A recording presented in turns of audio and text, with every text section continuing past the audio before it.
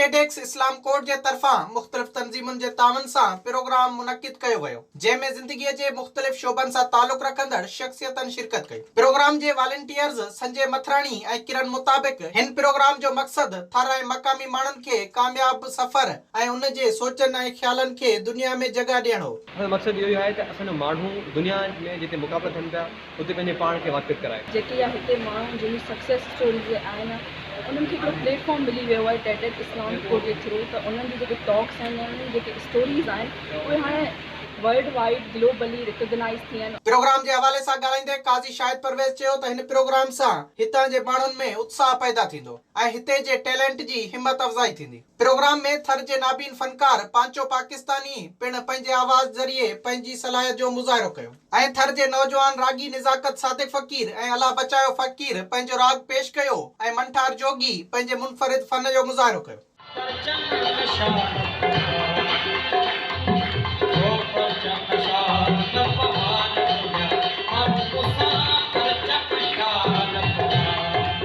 visit कयो अवामी आवाज़ मीडिया ग्रुप जी वेबसाइट awamiawaz.pk